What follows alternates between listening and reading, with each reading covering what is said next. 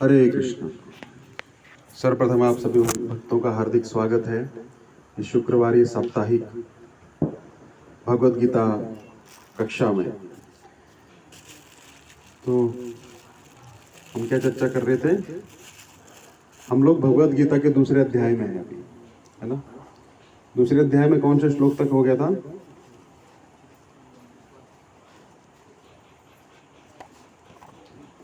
हम्म 52 52 52 तक हुआ था। तो भगवत गीता में हम क्या अभी श्रवण कर रहे हैं कि भगवत गीता का दूसरा अध्याय चल रहा है। अर्जुन जो था युद्ध नहीं करना चाहता, और युद्ध नहीं करना चाहता तो उसके लिए क्या दे रहा है? तर्क दे रहा है कि मैं युद्ध नहीं करूंगा, है ना? यही कर रहा है ना। और भगवान क्या कर रहे हैं? एक एक करके उसके सारे तर्कों को काट रहे हैं। पहले दया, हमें दया करनी चाहिए, तो भगवान शरीर और आत्मा के भेद को बताते हैं। दया किस चीज के लिए? शरीर के लिए। दूसरा बोलते हैं किसके लिए? कि हम भोग नहीं कर पाएंगे, भगवान उसको भी काट देते हैं दूसरे अध्याय में। क्या बोलते हैं? भोग, अगर जीतोगे तो राज्य प्राप्त होगा, मरोगे तो स्वर्ग प्राप्त होगा। दोनों स्थिति में क्या है? भोग है। तीसरा, हमारे कुल का नाश हो जाएगा, है ना? तो कुल का नाश हो जाएगा तो क्या होगा? कोई पिंडदान नहीं करेगा, और क्या होगा? सब ऊपर से गिर जाएंगे पितर, और हमको पाप लगेगा। तो भगवान बोलते हैं कि तुमको पाप नहीं लगेगा। क्यों? क्योंकि मैं तुमको आज्ञा दे रहा हूं, ये तुम्हारा धर्म है युद्ध करना, तो तुमको उसका चिंता करने की जरूरत नहीं है। क्योंकि अभी ये जो सारे योद्धा हैं, ये क्यों आए हैं यहाँ पे? हमने ऐसा नहीं है कि भाई पहली बार में ही, नहीं, हमने संधि करने का बहुत प्रयास किया। आप जब बचपन से थे तब से ही इनका क्या था कि हम क्या करेंगे? पूरा का पूरा राज्य हथिया लेंगे। तब से ये चल रहा है। फिर उसके बाद भी बहुत कुछ हुआ। आपने द्यूत क्रीड़ा किया, जुआ खेला, उसके बाद आपको वनवास, क्या हो गया? वनवास हो गया। फिर 1 साल का अज्ञातवास हो गया। 12 साल वनवास, 1 साल अज्ञातवास, वो भी आपने सहन किया। उसके दौरान भी इन्होंने बहुत सारा प्रयास किया आपको मारने का। फिर आप वापस आए, आपने फिर से बोला कि ठीक है, अब हमारा तो अज्ञातवास और वनवास हो गया, अब हमको राज्य दे दो। तो नहीं, हम राज्य नहीं देंगे। तो बोले ठीक है, अगर आप हमको पूरा राज्य नहीं देना चाहते, आप भी रखिए, आधा आधा कर लेते हैं, आधा आधा। हम तुमको 5 गांव भी नहीं देंगे। एक एक पांडव का एक एक गांव हो जाएगा ना, उतना उतना।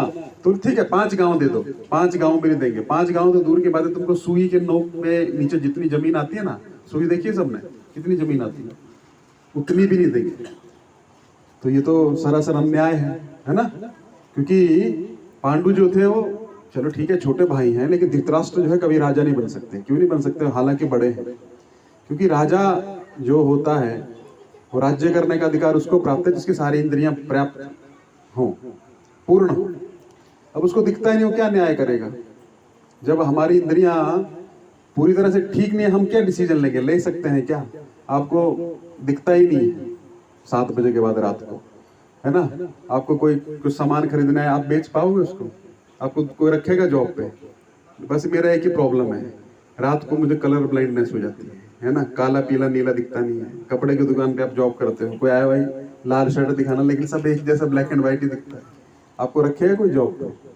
नहीं रखेगा। तो उसी प्रकार राजा का काम खाली वो नहीं है कि काली की जगह लाल दे दी, है ना? उसको न्याय करना है, उसको सब कुछ पता होना चाहिए। तो हालांकि धृतराष्ट्र जो है उसके सारे अंग जो हैं पर्याप्त हैं, लेकिन खाली दिखता नहीं। तो उसके कारण क्या हो गया? तो उसके कारण क्या है? वो अपूर्ण है। और शास्त्र में कहा गया कि राजा जो है वो हर तरह से क्या होना चाहिए? उसके हर अंग जो है वो ठीक ढंग से काम करना चाहिए। तो धृतराष्ट्र बड़े हैं लेकिन राज्य प्राप्त नहीं हो सकता। लेकिन पांडु जो थे उनको राजा बनाया गया, बहुत अच्छे से राज्य चल रहा था, लेकिन उनको एक श्राप मिल गया। उस श्राप के कारण उनका देहांत हो गया। तो कोई चारा नहीं था, तो किसको बना दिया फिर? राजा धृतराष्ट्र को। केयर टेकर, केयर टेकर समझते हैं, है ना?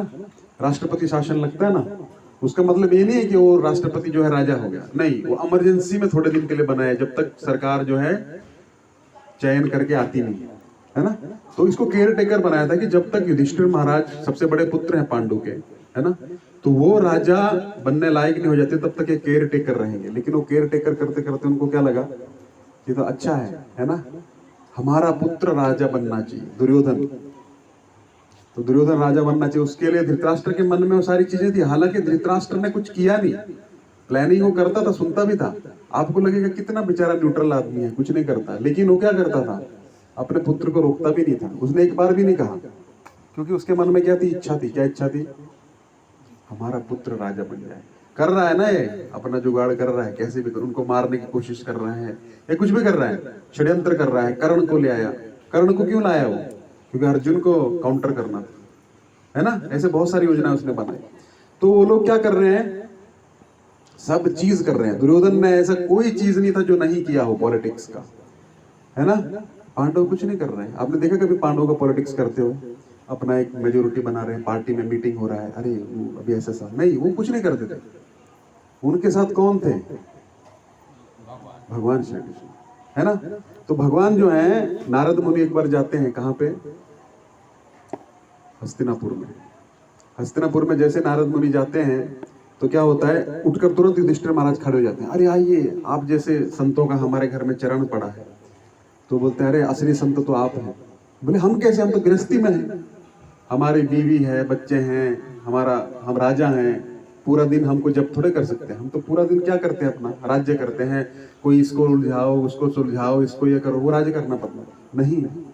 आपके घर में हम आए हैं क्या, भगवान का दर्शन करने। क्यों? क्योंकि मैं त्रिलोक में घूम सकता हूँ हर जगह पे, लेकिन मुझे आपके घर पे आना पड़ा। क्यों? क्योंकि भगवान और कहीं नहीं मिलते हैं। वो हमेशा ये सोचते रहते हैं पांडवों का क्या हुआ होगा। वो द्वारिका में भी नहीं रहते, द्वारिका में भी बैठे बैठे ये सोचते रहते हैं, अभी वो ठीक तो होंगे, अर्जुन ठीक तो होगा, भीम ठीक तो होगा, दुर्योधन ने कुछ नया षड्यंत्र तो नहीं रच दिया होगा। तो वो क्या है, द्वारिका छोड़ के भी आपके घर में रहते। तो मैं तो उनका दर्शन करने आया हूँ। अब आप बताइए, हम भगवान को सब कुछ छोड़ दिए हैं, लेकिन भगवान सब छोड़ के आपके पास बैठते हैं। तो ये तो भक्ति में भगवान बाह्य कुछ नहीं देखते, है ना।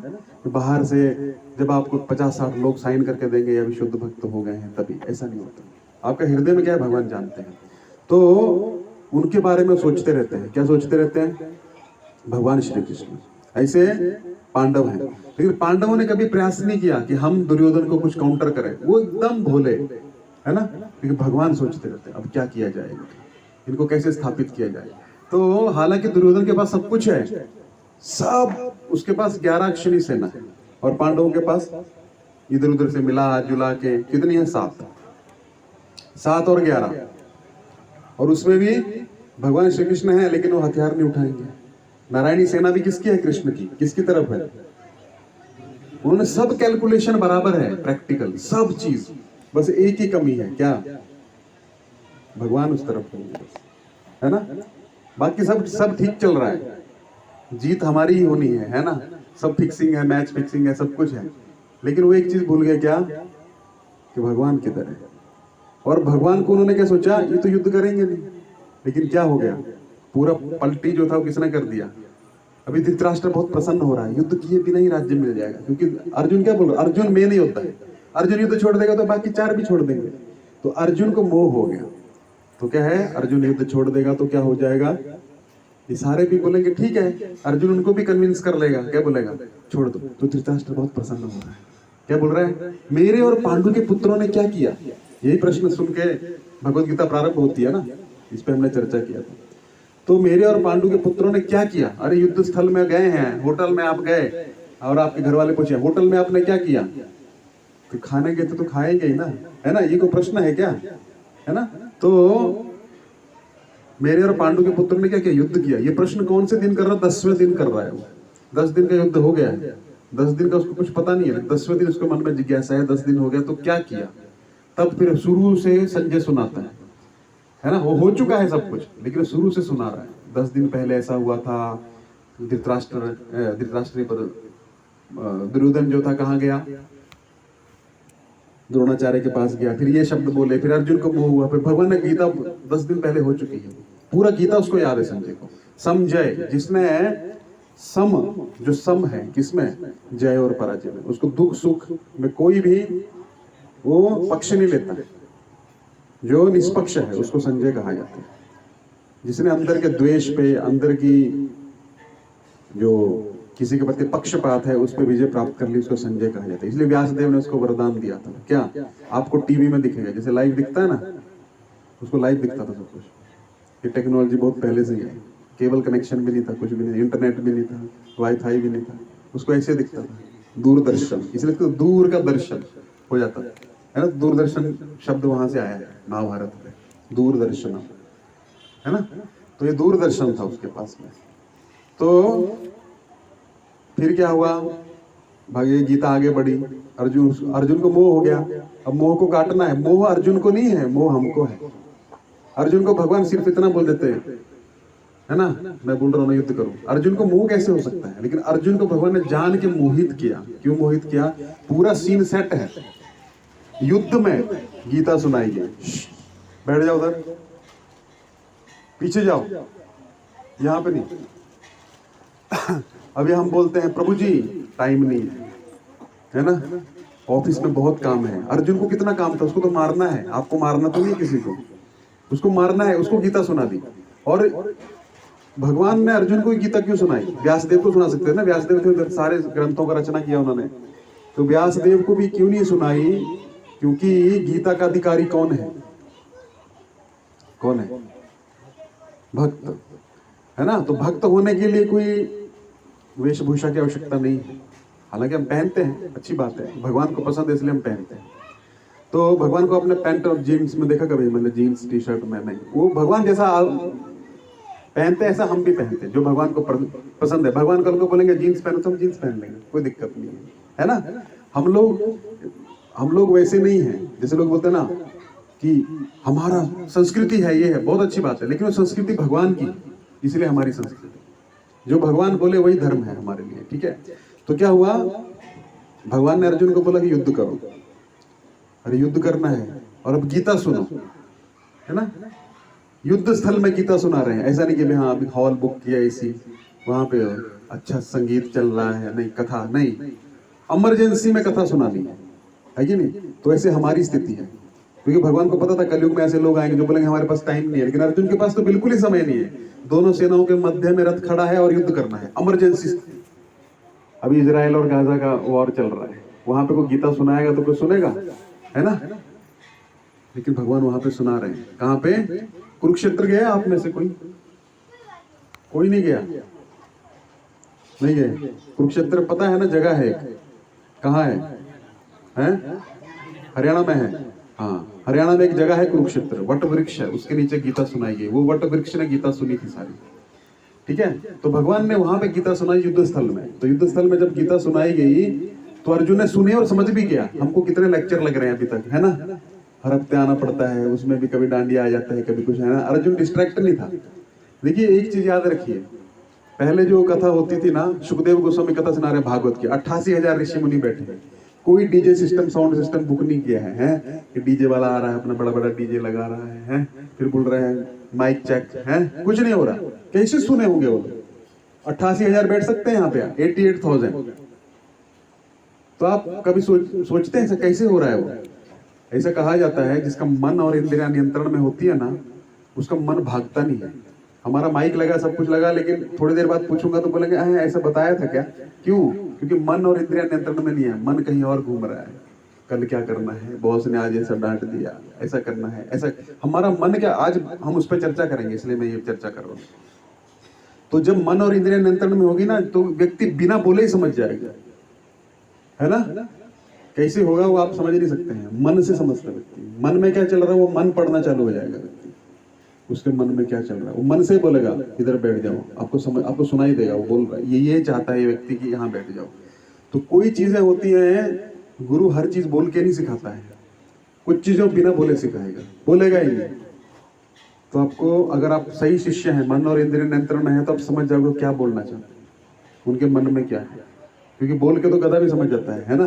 गधे को बोलेंगे राइट चलो, नहीं समझेगा तो एक डंडा मारेंगे फिर चलेगा, है ना। तो फर्स्ट क्लास शिष्य वो है जो गुरु के मन को समझ जाता है। अर्जुन समझ रहा है, इसलिए तो प्रश्न कर रहा है कि भगवान चाहते हैं युद्ध करो, और वो नहीं चाहता है, इसलिए तो इतना रो रहा है ना, हमको युद्ध नहीं करना, चले गए, खत्म, बात खत्म है। लेकिन उसको पता है कि भगवान चाहते हैं युद्ध करना है, और मेरा मन बोल रहा है कि नहीं करना है। वो मन को समझ रहा है भगवान, और भगवान क्या कर रहे हैं, भगवान उसके मन को समझ रहे हैं। भगवान बोले कुछ क्या, मुस्कुरा रहे हैं। जब तक उसने शिष्यत्व स्वीकार नहीं किया, क्योंकि व्यक्ति तब तक बक करता रहेगा जब तक वो शरण नहीं लेगा। जिस दिन उसने शरण ले ली तो बिन बोले ही समझने चालू हो जाएगा, है ना।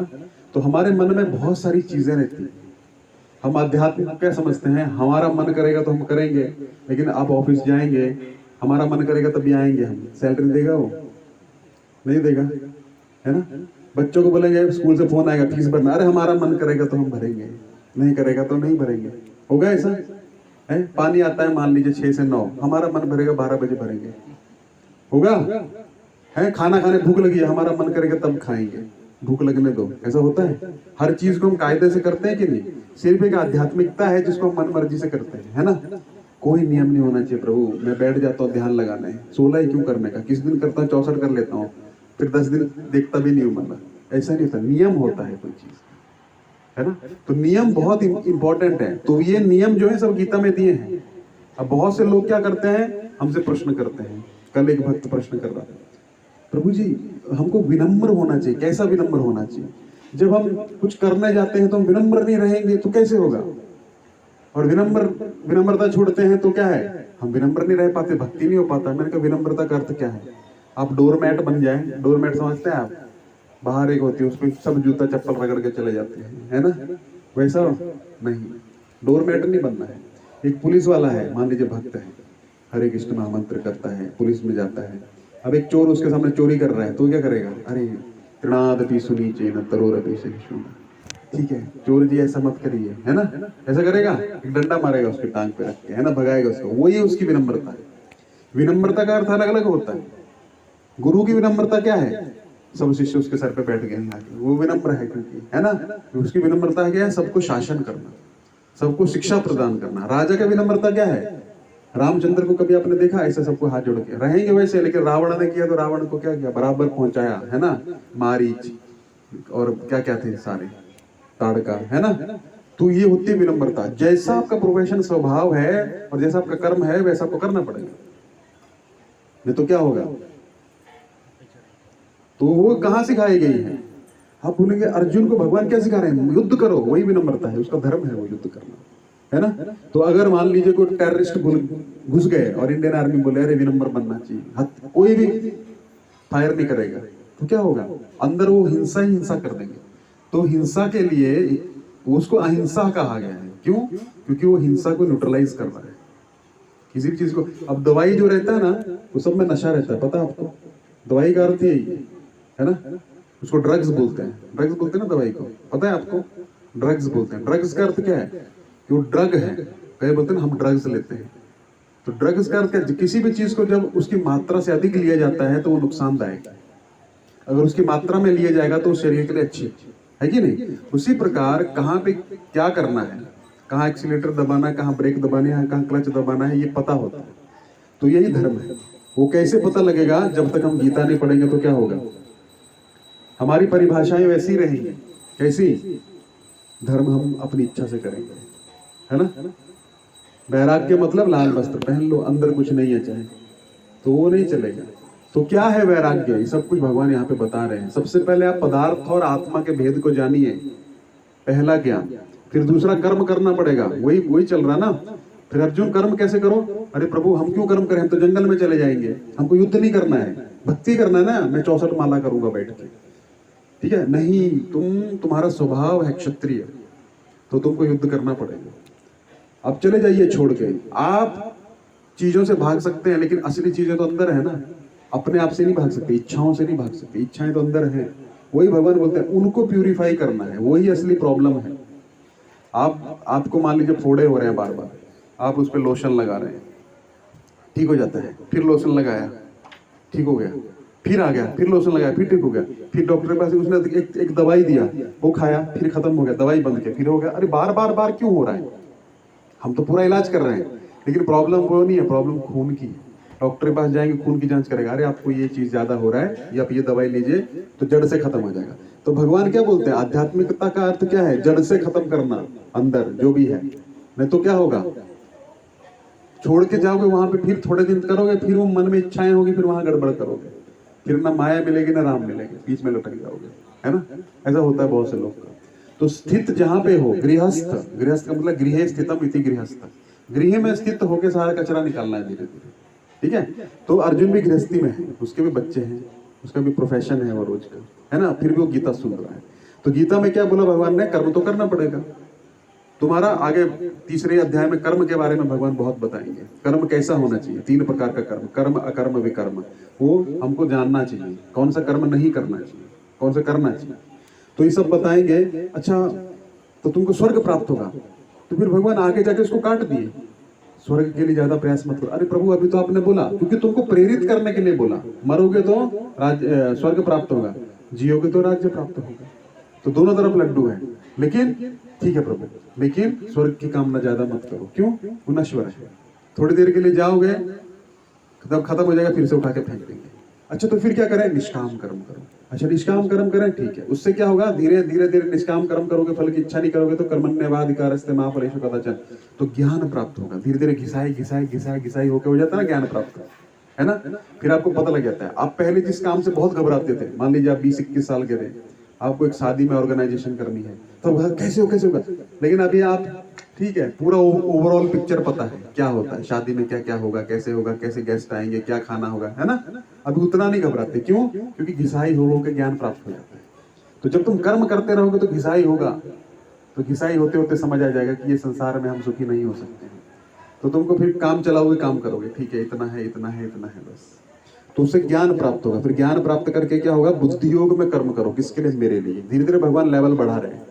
फिर वो बुद्धि में क्या करो? वेदों को छोड़ दो। पिछली बार चर्चा किया था ना, अरे प्रभु आपने तो बोला वेदों में जो कर्म है वो करना चाहिए। वेदों में क्या है? कैसी भाषा है?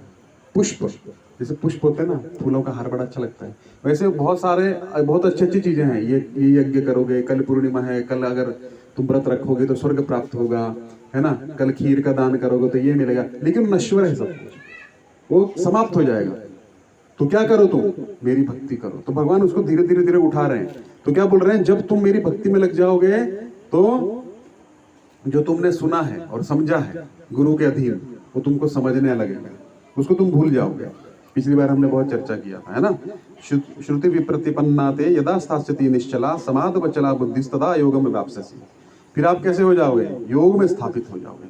अब आज का टॉपिक बड़ा इंपॉर्टेंट है, ठीक है। ये पूरी भूमिका मैंने बना दी, जो आते हैं रेगुलर वो समझ रहे हैं, और घर में ना इसका रिवीजन करा करेंगे, नहीं तो भूल जाएंगे, ठीक है। तो आज का जो श्लोक है, अभी अर्जुन को भगवान ने क्या बोला कि जब तुम्हारी बुद्धि जो है वेदों और शास्त्रों के जो पुष्प जड़ित जो वाक्य हैं उनसे निकल जाएगी, तो तुम क्या करोगे? भक्ति में स्थित हो जाओगे। फिर तुम इन चीजों में नहीं पड़ोगे कि ये करोगे तो ये मिलेगा, ये करोगे तो व्यापार नहीं करोगे। तो फिर क्या होगा? अच्छा, भगवान ऐसा कोई किया है क्या पहले, है ना। अब अर्जुन प्रश्न कर रहा है, प्रश्न के बिना गीता आगे चलेगी नहीं। भगवान ने बोल के खत्म कर दिया, अब अर्जुन प्रश्न कर रहा है। श्लोक संख्या 57, है ना, मेरे पीछे सब दोहराएंगे। अर्जुन उवाच स्थित प्रज्ञस्य का भाषा समाधिस्तस्य केशव स्थिति किम प्रभासेत किमासीत व्रजेत किम। तो ये अर्जुन अभी प्रश्न पूछ रहा है। भगवान ने पीछे क्या बोला था? श्रुति विप्रतिपन्नाते यदा स्थास्यति निश्चला समाधवचला बुद्धिस्तदा योगम वाप्स्यसि। उसकी बुद्धि क्या हुआ है? योग में स्थापित हो गई, निश्चल बुद्धि है उसकी। स्थास्यति निश्चला, अचल का मतलब क्या होता है? अचल, जो चल ना सके, हिलना नहीं, है ना। इसको बोलते हैं ना, पर्वत को अचल कहते हैं, अचल, जो स्थिर रहे। तो बुद्धि जब स्थिर हो जाएगी, निश्चल हो जाएगी, निश्चल या अचल बोल लीजिए, उस समाधवचला बुद्धिस्तदा योगम वाप्स्यसि, उसकी बुद्धि जो है निश्चल हो गई, चलती नहीं अभी, मतलब चंचल नहीं है। वो व्यक्ति क्या हो गया? समाधि में स्थापित हो गया। अब समाधि का अर्थ क्या? हम क्या सोचते हैं कि कोई जमीन के अंदर चला गया, उसके अंदर बैठा हुआ है, जाके बोलते हैं ना जीवंत समाधि ले लिया। समाधि का अर्थ वो नहीं होता। समाधि का अर्थ होता कि एक विचार पे बुद्धि टिक जाए। अब वो विचार क्या हो सकता है? कुछ भी हो सकता है। कोई अपनी सांस पे ध्यान करता है, कोई अपने चक्कर पे ध्यान करता है, ऐसा होता है ना। लेकिन यहाँ पे कौन सी समाधि की बात हो रही है? चलते फिरते, खाते पीते, सोते जो मेरा ही चिंतन करे, उसको समाधि कहते हैं। व्यक्ति चल रहा है, बाइक पे भी जा रहा है, जॉब भी कर रहा है, घर संसार भी चला रहा है, बच्चों की शादी भी कर रहा है, बच्चों को पढ़ा लिखा भी रहा है, लेकिन ये कैसे समाधि वाला हो सकता है? लेकिन भगवान बता रहे हैं। अब अर्जुन को ये संदेश देने की क्या जरूरत है? अर्जुन को बोलते तुम्हारी समाधि तुम्हारे बस का नहीं है, लेकिन बता रहे हैं क्यों? वही समाधि है। उसको क्या है, उसका बैक ऑफ द माइंड, उसके उसके जो बैकग्राउंड में क्या चल रहा है, ये सब भगवान का है। सब जो मैं कर रहा हूँ ये भगवान की आज्ञा से कर रहा हूँ, भगवान ने मुझे कार्य दिया इसलिए मैं कर रहा हूँ, इसलिए समाधि में है। वो चलते फिरते यही सोचता है, भगवान के बारे में सोचता है ना। अभी हमारा नहीं होता, लेकिन हम प्रैक्टिस कर रहे हैं धीरे धीरे। यहाँ से जाते हैं तो एटलीस्ट हम कुछ देर के लिए तो भगवान के बारे में सोचते हैं, कुछ देर के लिए हम सब शुद्ध भक्त बन जाते हैं। ऐसा नहीं कि शुद्ध भक्त एक स्टेज है, धीरे धीरे धीरे व्यक्ति बनता है। ऐसा नहीं कि एक दिन आप सुबह उठेंगे और बस आपका मन भगवान में लग गया, ऐसा नहीं होता है। प्रयास, धीरे धीरे धीरे धीरे, 1 जन्म 2 जन्म 10 जन्म 15 जन्म 20 जन्म, अब वो कितना जन्म है वो आप पे डिपेंड करता है। जब तक आप, है ना, कि जितना बढ़ाना है बढ़ाते रहो, लेकिन जब फिक्स हो जाएगी एकदम, फिर हिलेगी नहीं, वो निश्चल हो जाएगी, है ना। अभी भी आपकी निश्चल होती है थोड़ी देर के लिए, लेकिन जब वो फिक्स 24 घंटा हो जाएगी तो समझ जाओ आप फिर शुद्ध भक्त बन गए। अभी भी होती है फिक्स थोड़ी देर के लिए, 1 मिनट के लिए, 2 मिनट के लिए, किसी की 10 सेकंड के लिए, फिर 10 से 15 होगी, धीरे धीरे प्रयास करता रहेगा। तो जब वो 24 घंटा फिक्स हो जाएगी तो क्या बोलेंगे उसको, समाध वचला बुद्धिस्तदा योगम अव्याप्स्यसि। तो योग के द्वारा, बुद्धि के द्वारा समाधि में स्थित हो गया, है ना। समझ रहे ना, समाधि का मतलब ये नहीं खाली एक जगह पे बैठ गए। समाधि का मतलब ये है भगवान में हमेशा बुद्धि लगे रहना। जो भी चीज का दर्शन करने का, किसी आदमी को देखे, इसको मैं भगवान की सेवा में कैसे लगाऊं, बेचारा इतने जन्मों से तड़प रहा है, इसको कैसे भगवान से जोड़ूं, इसको मंदिर बुलाऊं। एक बार प्रभुपाद जी थे विदेश में, टेरेस पे थे प्रभुपाद जी, छत पे। तो नीचे ना न्यूयॉर्क में बहुत ऊंची ऊंची बिल्डिंग होती थी, अभी तो इंडिया में भी बनने लग पड़ी, पहले इंडिया में नहीं होती थी। ये 1965-67 की बात है, 67 ऑलमोस्ट। तो प्रभुपाद जी ऊपर बहुत मल्टी स्टोरी बिल्डिंग थी, उसके छत पे खड़े थे, नीचे देख रहे थे। वहां पे जो गाड़ियां चलती तो छोटी छोटी माचिस की डिबिया जैसे लगती है, देखा आपने, टेरेस से देखते तो बड़ा बड़ा ट्रक भी ऐसे लगेगा, छोटा सा माचिस की डिबिया। तो प्रभुपाद जी ऊपर से देख रहे थे, एक ट्रक को देख रहे थे। पहले इंडिया में ट्रक मतलब 1965-67 में आप सोचिए, ट्रक कुछ था ही नहीं भारत में, है ना। अशोका लेलैंड के ट्रक चलते थे, देखा आपने, है ना। वो भी 25-30 साल पहले अलग सा मॉडल होता था उनका। उस टाइम पे ट्रक होना मतलब बहुत बड़ी बात है, 50-60 साल पहले। तो प्रभुपाद जी के ट्रक को बहुत ध्यान से देख रहे थे। तो उनके विदेशी शिष्य देख रहे थे, विदेशी शिष्य क्या सोच रहे हैं, अभी देखो प्रभुपाद जी भी माया में फंस गए। वो क्या देख रहे हैं, अभी इंडिया से आए ना, इंडिया में तो ट्रक होता नहीं है, ऐसा देखो हमने कितना एडवांसमेंट कर लिया। प्रभुपाद जी ट्रक को बड़े ध्यान से देख रहे हैं। देखो प्रभुपाद जी ऐसा मन में सोच रहे होंगे कि ये अमेरिका वाले ने कितना प्रगति कर लिया है, ट्रक में इतना लोड डाल के लेके जा सकते हैं, हमारे भारत में इतना नहीं है। अभी प्रभुपाद जी कृष्ण के बारे में नहीं सोच रहे, इसलिए ऐसा उनके मन में आया। तो प्रभुपाद जी देखते रहे थोड़ी देर, तुरंत मुड़ के प्रभुपाद जी बोले, देखो ये ट्रक कितना अच्छा है। तो सबके मन में आया, देखा प्रभुपाद जी ट्रक के बारे में सोच रहे थे, हम सही है। प्रभुपाद जी बोलते ये ट्रक कितना अच्छा है, अभी हम रथ यात्रा निकालेंगे ना, तो इसमें हम जगन्नाथ बलदेव सुभद्रा को रख के रथ यात्रा निकाल सकते हैं। तुरंत उनको लगा, अरे प्रभुपाद जी ट्रक को देख के भी क्या सोच रहे हैं, कैसे मैं भगवान की सेवा करूं, है ना। यही समाधि होती है। समाधि का मतलब ये नहीं कि मौन हो जाना, समाधि का मतलब है जब भी बोलो भगवान के बारे में बोलो, है ना। हर चीज आपकी यूज हो जाएगी। आप हाथ से कर रहे हो, समाधि का मतलब नहीं बैठ गए, भगवान की सेवा हो रही है। मुंह से चल रहा है, भगवान का गुणगान चल रहा है, भक्त को प्रेरित किया जा रहा है, क्या भक्ति में जुड़ी है, वो समाधि है।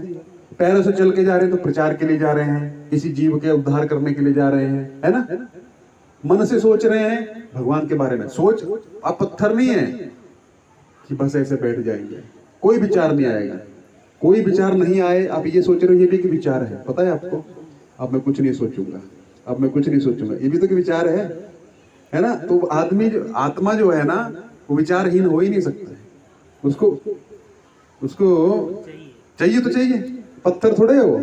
अब पत्थर यहाँ पे 10 साल पड़ा रहे, उठेगा अपने आप वो कि अभी आप बहुत दिन हो गए पड़े हो। कोई आत्मा आएगी तभी उठा के उसको रखेगी ना इधर। अभी मंदिर बना, अपने आप बन गया, अब पत्थरों ने सोचा हम मिल जाते हैं, एक मंदिर बना, नहीं।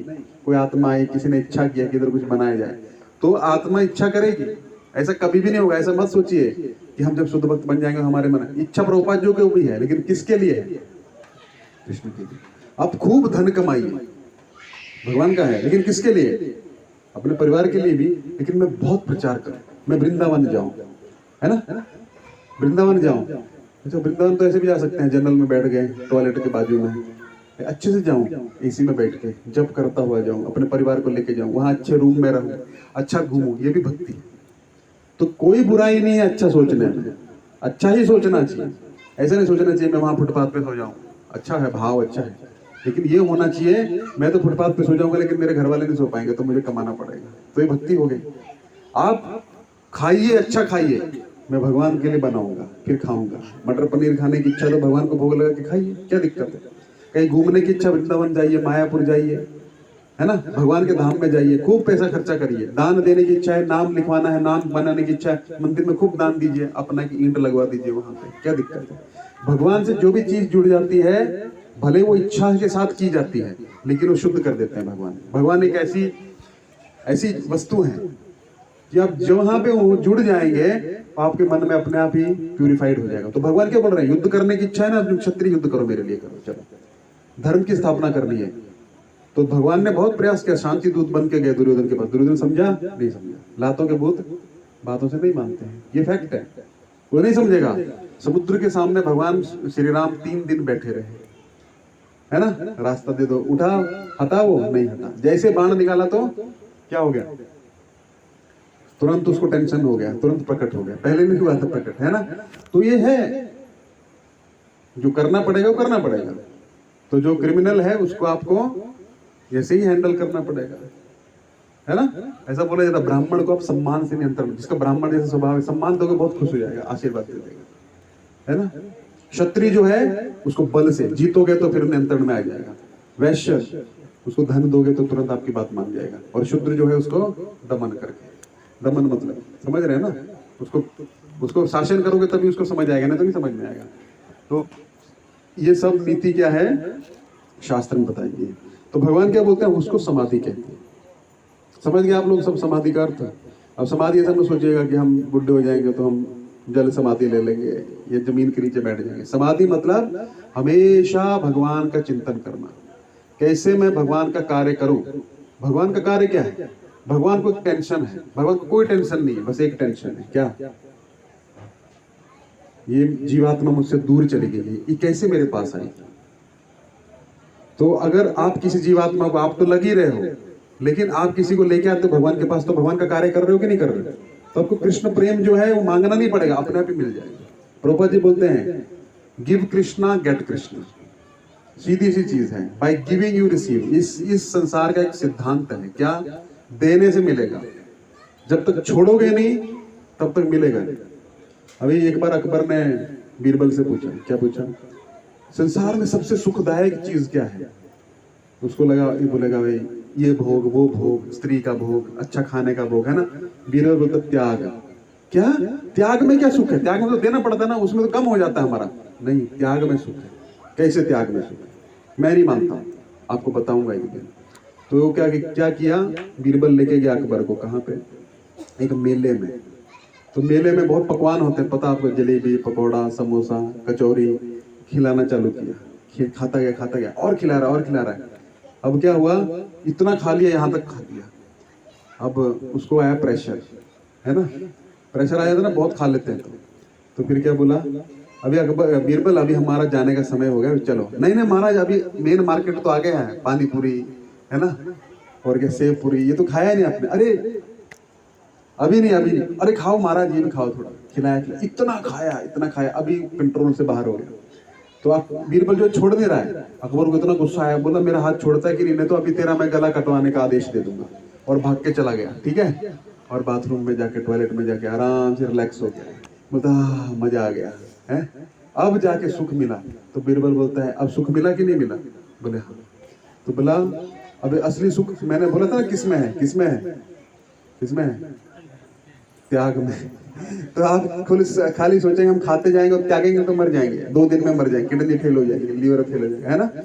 त्याग करना पड़ता है। तो त्याग जब तक छोड़ेंगे नहीं ना उस चीज को, तो नई चीज नहीं बनती। होता है ऐसा, डायबिटीज क्यों होता है, खाए जा रहे सोए हैं। शुगर क्यों होता है, खाए जा रहे हैं, उसको यूज नहीं कर रहे हैं। गाँव में पहले कभी शुगर होता था, ब्लड प्रेशर होता था, आजकल तो 20-21 साल में लोग हार्ट अटैक से मर जा रहे हैं। क्यों, क्योंकि शरीर काम ही नहीं करता है, हार्ट आपका तैयार ही नहीं हुआ है। हार्ट जब आप मेहनत करेंगे तो उसके में मसल्स होते हैं ना, वो बनेंगे। तो सांस की क्षमता अभी थोड़ा सा नाचे डीजे में, डांडिया में, और 2 मिनट में मर गया। क्यों, हार्ट में उतना दम नहीं है। दम नहीं है तो क्या होगा, मर जाएगा। तो आपने अपने विकसित ही नहीं किया वैसा, इसलिए मरते हैं। तो जब तक आप जो है भोग कर रहे हैं, भोग भी करिए लेकिन त्याग करिए, उसको लगाइए उस एनर्जी को, तो क्या हो जाएगा, यूज हो जाएगी। अभी है ना, पहले गांव में तो 2-2 किलो घी पी जाते थे, कुछ होता ही नहीं था। अभी 2 चम्मच डालते तो कोलेस्ट्रॉल बढ़ जाता है, शुगर बढ़ जाती है, डॉक्टर के पास जाना पड़ता है ना। भय भय उत्पन्न किया जाता है ना। पहले क्या होता था, आदमी क्या करता था, साइकिल से कहीं जाता था। अभी लोग मर्सिडीज में बैठ के साइकिल चलाने जाते हैं, कहाँ, जिम के अंदर। कैसे ना उल्टा हो गया ना, है ना। तो अभी क्या हो गया, मैंने तो घर में चक्की पीसते थे पहले, है ना, अभी जाके जिम में पीसते हैं। मेहनत तो करनी पड़ेगी, नहीं तो क्या होगा। त्याग जब तक नहीं करोगे, उस ऊर्जा को कहीं पे लगाओगे नहीं, तब तक वो आपको कुछ देगी नहीं। इसलिए बहुत सारे भक्त आते हैं, प्रभु जी इतने सालों से जब कर रहा हूँ, कुछ आनंद नहीं आ रहा है। आनंद कैसे आएगा। चैतन्य महाप्रभु क्या बोले, जीवन सार्थक करी कर परोपकार। परोपकार जब तक नहीं करोगे, शरीर जो है औरों के लिए, देखिए हर जानवर जो है ना, उसका कुछ ना कुछ यूज है। कुत्ता जो है वफादार होता है, मर जाएगा लेकिन आपको आंच नहीं आने देगा, है ना। गाय भी दूध देती है, भैंस भी दूध देती है ना। और जितने भी जानवर है, कुछ ना कुछ काम में आता है। लेकिन आदमी ऐसा है, आदमी को मरने के बाद आप उसको चमड़े का कुछ कर सकते हो, कुछ नहीं कर पाते, सड़ जाता है ना। और देखिए आदमी कैसा चीज है, इतना अच्छा रसगुल्ला आप अंदर डालते हो और क्या बन के निकलता है, ये मशीन के द्वारा। सुबह देखने का भी मन नहीं करता, है ना। तो ऐसा चीज है। तो इसको किस चीज में लगाएं, इस शरीर को बताइए, क्या लगाएं। आपको सुंदरता दिखती है, थोड़ा सा फाड़ के देखिए, आप देख नहीं पाएंगे अंदर क्या क्या है ना। तो क्या करें इसका, शरीर का परोपकार करो, तब सुख आएगा। दूसरों को थोड़ा दो। तो प्रभुपाद जी बोलते हैं, by giving Krishna you get Krishna. तो हाँ, एक सिद्धांत है जिंदगी का, क्या, जब तक आप दोगे नहीं तब तक। कर्ण जो था महादानवीर था कि नहीं, कर्ण देता था, लेकिन जब वो मर रहा था तो भगवान श्री कृष्ण उसके पास गए और बोले, कर्ण तुमने सबको दान दिया लेकिन मुझे दान नहीं दिया। अरे प्रभु, आप भी ऐसे समय पे आए जब है, अब है ही कुछ नहीं हमारे पास। उसका कवच और कुंडल साथ में होता, जैसे हमारा शरीर का अंग रहता है ना, वैसा उसने, इंद्र ने मांगा, उसने निकाल के दे दिया। तो अब आप ऐसी टाइम पे आए, हम क्या दें, तुम्हारे मुंह में एक दांत है सोने का, वो दे दो। अरे ठीक है, पत्थर उठाया, तोड़ के दे दिया। नहीं, हम अशुद्ध वस्तु नहीं लेते, उसको शुद्ध करके दो। एक बाण मारा, गंगा से उसको धो के दिया। भगवान बोले, आज तुम्हारा दान सफल हुआ। क्यों, दान तो मैंने बहुत दिया है। सुबह देता था वो, हर दिन, जितना आप पूरी जिंदगी में नहीं कमाओगे उतना वो एक बारी में दे देता था, इतना सोना। तुमने जो दान दिया है वो तुमको स्वर्ग तक लेके जाता है, लेकिन आज जो तुमने मुझे दिया है वो अक्षय है, उसका कभी नाश नहीं होता, क्योंकि भगवान को जो दिया जाता है वो कभी नाश नहीं होता। तो ये होता है दान। तो आप जब तक देंगे नहीं, भगवान 18वें अध्याय में बोलते हैं, देखिए कोई कितना भी गरीब हो, सुदामा को गरीबी क्यों आई, पता है आपको क्यों आई। सुदामा और कृष्ण जो थे क्लासमेट थे, है ना, एक ही क्लास में पढ़ते थे दोनों। एक बार गुरुजी ने बोला, जाओ जंगल से यज्ञ के लिए लकड़ियां लेके आओ, है ना। और गुरु माँ ने क्या किया, चने बांध के दिए। चने समझते हैं ना, खाते हैं, अभी तो दांत टूट जाएगा अगर खाएंगे तो, हमारा सब कुछ कमजोर हो गया है। तो चने और गुड़ बांध के दिया और बोला कि भूख लगेगी तो खा लेना। अब लकड़ी काटा उन्होंने, आने का टाइम वो तो बरसात आ गई, और बरसात इतनी आई कि अब आ नहीं सकते। तो वहां पे एक पेड़ के नीचे खड़े हो गए, पेड़ के नीचे खड़े हो गए, ऊपर से बरसात भी टपक रही है, ठंड भी लग रही है। तो इसने, सुदामा को बहुत भूख लगी थी, तभी उसने क्या किया, उसके पास ही पोटली थी, उसने धीरे धीरे वो खाना चालू किया। अब उसने सोचा थोड़ा है, अब मुझे भूख ज्यादा लगी है, आधा कृष्ण को दूंगा तो क्या हो जाएगा, कम पड़ जाएगा, है ना। तो कृष्ण ने देखा कि सुदामा क्या कर रहा है, तो कृष्ण को पता था मुझे छोड़ के खाएगा तो क्या गरीबी आएगी, ठीक है। तो कृष्ण ने सुदामा से पूछा, सुदामा क्या कर रहे हो। नहीं नहीं प्रभु कुछ नहीं, कट कट की आवाज आ रही है, क्या ठंड ज्यादा लग रही है ना, तो cut cut cut cut cut होता है ना दांत का, कट कट कट कट हो रहा है। भगवान ने 2 बार पूछा, सुदामा क्या कर रहे हो, उसने दोनों बार यही बोला, तीसरी बार बोला ठीक है। अब ठीक है बोला तो क्या हो गया, उसको गरीबी आ गई। वो इतना गरीब हो गया, इतना गरीब हो गया, उसको खाने के लिए नहीं रहा, इसलिए गरीबी आई। समझ रहे हैं, जब आप भगवान को नहीं देंगे तो क्या हो जाएगा, गरीबी आती है ना। एक बार भक्ति सिद्धांत सरस्वती ठाकुर के पास में एक व्यक्ति गया, प्रभुपाद जी के गुरु, कि हमको बहुत गरीबी आती है। तो बोले कि तुम भगवान को फूल नहीं चढ़ाते, तुम्हारा जो मंदिर है ना घर में, उसमें फूल नहीं चढ़ा रहे, उनको फूल चढ़ाना शुरू करो। तुमको अरे फूल महंगा आता है, तुम चढ़ाओ। उसने चढ़ाना शुरू किया, वो पैसा आने लग पड़ा उसको। तो ये होता, भगवान को अगर हम केंद्र में रखेंगे तो आएगा। फिर सुदामा बाद में फिर आया, आना नहीं चाहता था। सुदामा को भी अहंकार था, हम मांगेंगे नहीं, ये भी अहंकार है ना, स्वाभिमान।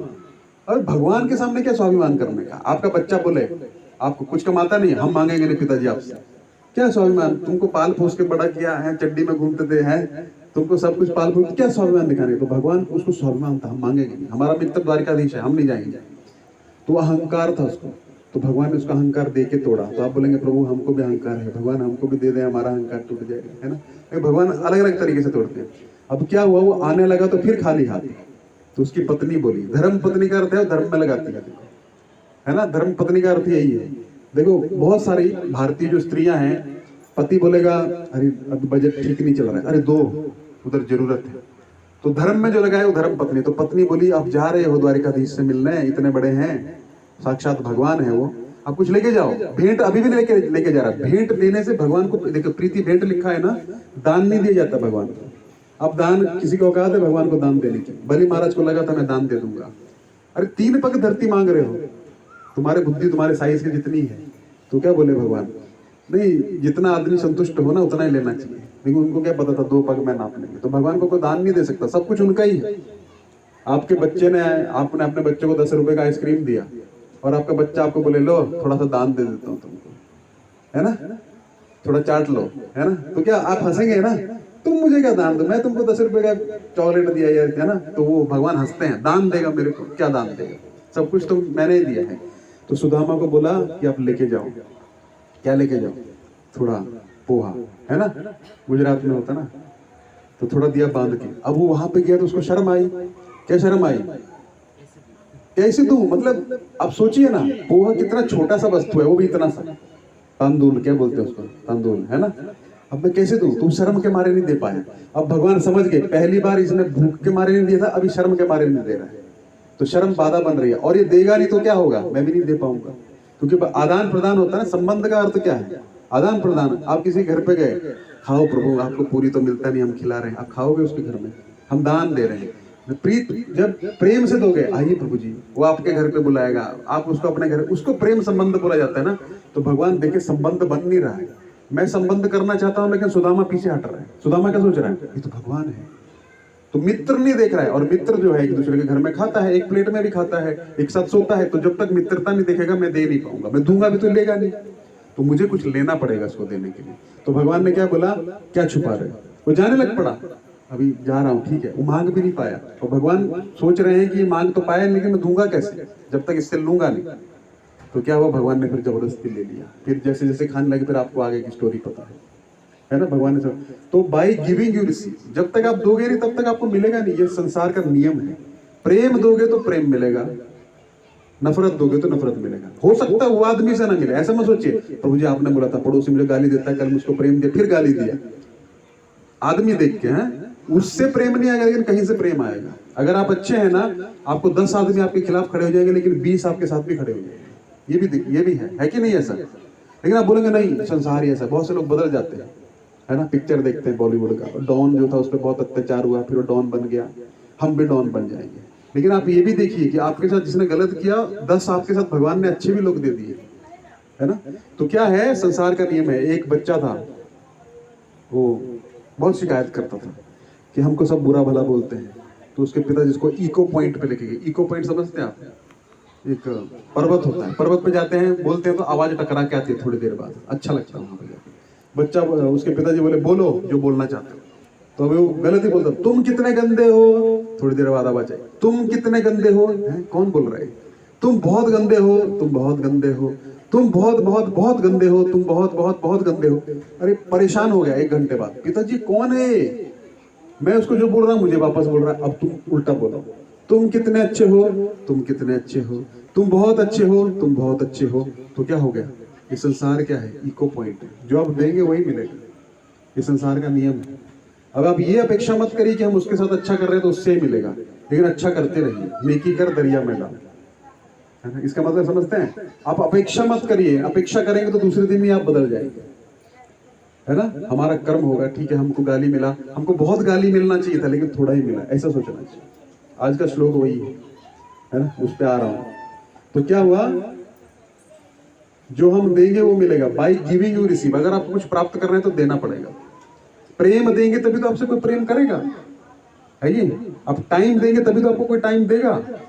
आप कोई बीमार है उसका हाल चाल पूछने जाएंगे तो आप बीमार होंगे तो आएगा, आप जाएंगे ही नहीं। तो इसको संबंध कहा जाता है। भगवान भी बस यही संबंध बनाते हैं।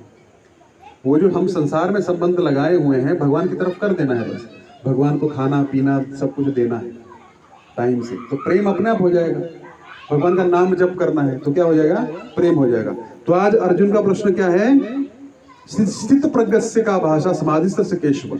जो भगवान आपने बताया कि जिसकी समाधि लग चुकी है उसका लक्षण बताओ हमको। ऐसा कोई है क्या? स्थित धी किम प्रभासेत किम आसीत प्रजेत किम। उसकी भाषा क्या है? बंगाली बोलता है, इंग्लिश बोलता है, हिंदी बोलता है, मारवाड़ी बोलता है, गुजराती बोलता है, क्या बोलता है? रशियन बोलता है। भाषा, ये भाषा ये नहीं है, भाषा कुछ और चीज है, बाद में बताऊंगा। किमा सीत प्रजेत किम, किस तरह से बैठता है और किस तरह से चलता है। कुर्सी पे बैठता है, आसन पे बैठता है, वो बैठना नहीं है, ये बहुत गहरी चीज है।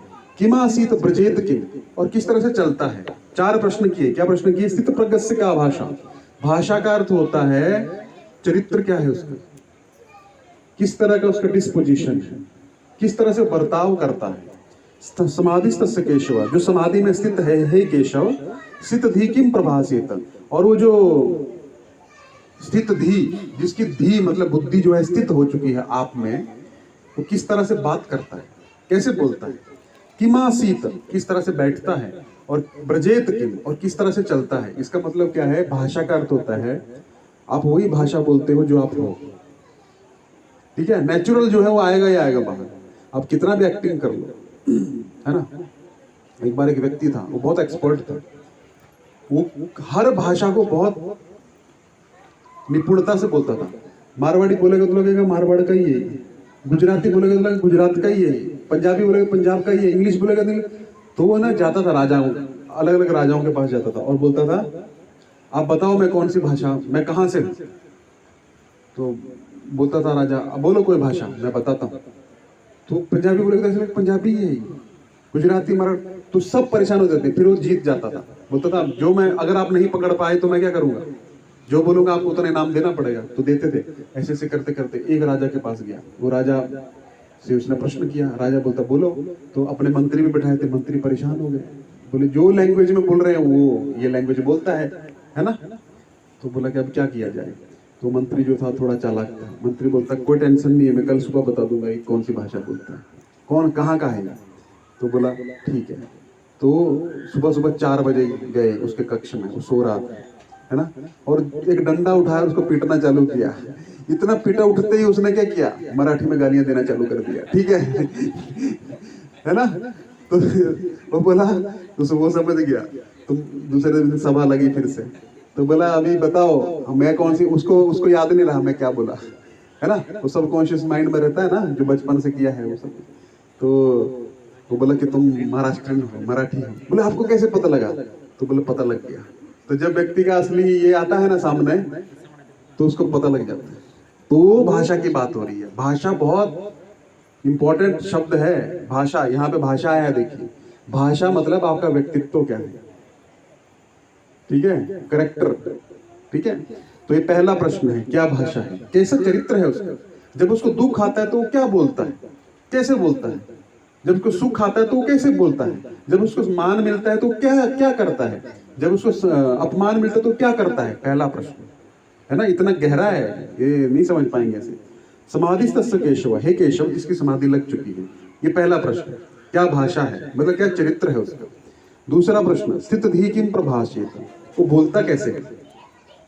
बोलने का मतलब क्या है, पंजाबी में बोलता है, मराठी में नहीं, बोलता कैसे मतलब किस तरह से वो बर्ताव करता है, क्या बोलता है। जब उसको दुख सुख आता है तो किस तरह से व्यवहार करता है वो। एक तो भाषा, चरित्र क्या है, प्रभाषेत किस तरह से बर्ताव करेगा, है ना। किमासीत, बैठता किस तरह से। अब बैठने का अर्थ क्या है, कुर्सी पे बैठता, आसन पे बैठता, गद्दी पे बैठता, ये नहीं। बैठने का अर्थ उसने अपने इंद्रियों को कैसे बैठा के रखा हुआ है, कैसे नियंत्रण, इंद्रियां बैठी है ना, कैसे उसने नियंत्रण किया है। किमासीत, किस तरह से बैठती है उसकी इंद्रियां। और किमासीत ब्रजेत किम, जब इंद्रियों को छोड़ता है तो किस तरह से लगाता है इंद्रियों को, जिसकी समाधि आप में लग चुकी है। 4 प्रश्न समझ में आ गए। क्या क्या पहला श्लोक में ही है, पढ़िए, श्लोक में से निकालना सीखिए अभी खुद, स्थित प्रज्ञस्य का भाषा, का भाषा मतलब करेक्टर क्या है, चरित्र क्या है उसका, है ना, चरित्र क्या है उसका। और स्थित किम प्रभाषित, किस तरह से बोलता है, हाउ डज ही स्पीक। किमासीत, किस तरह से बैठता है, हाउ डज ही सिट। किमासीत ब्रजेत किम, किस तरह से चलता है, मतलब इंद्रियों को किस तरह से बैठाता है और किस तरह से लगाता है, दो। और तीसरा किस तरह से बोलता है, जब मान सम्मान मिलता है, इज्जत मिलती है, पैसा मिलता है, गरीबी आती है, तो किस तरह से करता है। और पहला चरित्र कैसा है उसका, डिस्पोजिशन क्या है उसका, कैसा रहता है। ठीक है, तो इन प्रश्नों के उत्तर भगवान आगे देना शुरू करेंगे। इन चारों प्रश्नों के उत्तर देंगे, तो उत्तर हम अगली बार श्रवण करेंगे। ठीक है, तो आज हम इतना ही, बहुत बहुत धन्यवाद। अब अगर किसी का कुछ प्रश्न है तो आप पूछिए। हरे कृष्ण।